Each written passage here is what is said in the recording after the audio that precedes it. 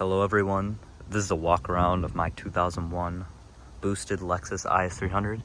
I've had this car for about a year and a half, 2 years so far, and it's treating me amazing. When I first got it, it was pretty much bone stock for the most part, except for these wheels right here.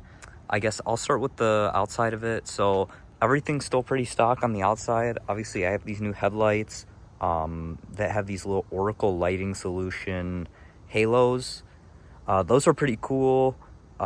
Kind of like a DIY thing. Like, you have to know a lot about what you're doing. There's not really much information or instruction about installing them, but once you do it, it's really cool. Let's see. Yeah, so obviously the biggest thing would be these wheels. These are pretty much factory specs, so they're 17 by 7.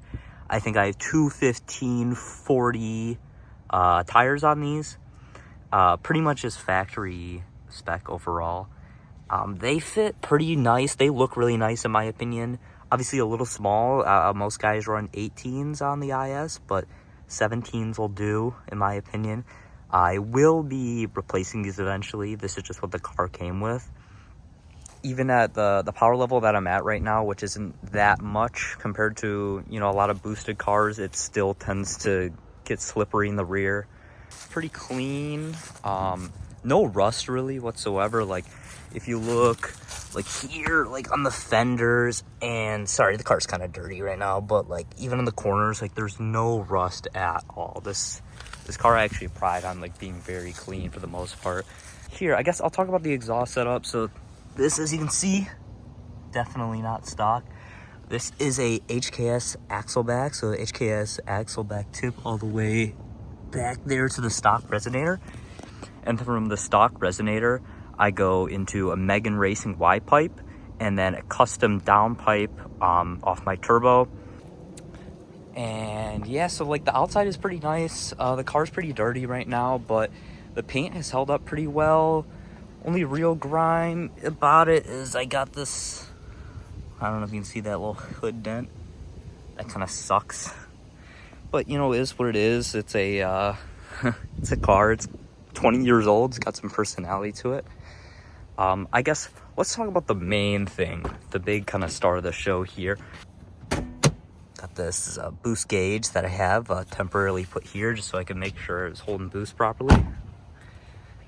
The biggest thing is obviously what I've done to the engine. That is most of this project. All right, so this is my engine bay, kind of up from here. As you can see, here's my turbo right here. This is a Max Speeding Rods T3 turbo with a T4 flange. I got most of this turbo stuff used. I got this from a guy named, I want to say 2JZ Wisco on YouTube. You can check him out. He did this kind of setup on his car, and he decided he was going to LS swap his IS300. So I ended up getting off him for relatively cheap. I figured I was obviously going to want to do more things with this in the future, but just like a little turbo I thought would be fun. Just kind of get the basics of everything. I got a little turbo blanket here. This is the oil feed. The oil feed, you can kind of see it wraps all the way around the firewall, and then it comes underneath here and it tees off the oil pressure sensor. Everything's very kind of compact here. This build was very close margins on everything. So like, even as you can see, this ABS all the way to the back, right? Like everything's very kind of tight, you know. I worry about heat a lot, so like that's why my manifold and my downpipe, all this stuff is heat wrapped. I try to make it like as, you know, heat preventative as possible, but everything's still very, you know, like it's very messy. I have the mass airflow sensor installed. I am not running a stock ECU. I'm on a standalone. So I'm on ECU master standalone right here. And that's because this is an automatic IS300. So I got the plug and play harness that allows me to keep everything. But you keep this mass airflow sensor plugged in so that things will work properly in your car. Like sometimes your gas gauge doesn't really work properly if you don't plug it in. I think It'll go into like a limp mode, where in manual mode you can't go into second gear. Third gear is the lowest that you can go. So I just keep that plugged in.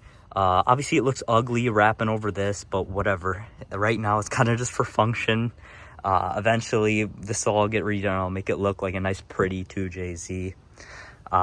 Yeah, I got this is a cool ISR air filter. This fit literally perfectly. It's like touching over here. It just barely fit here, and I think it looks sick. Got my vacuum line steed in here.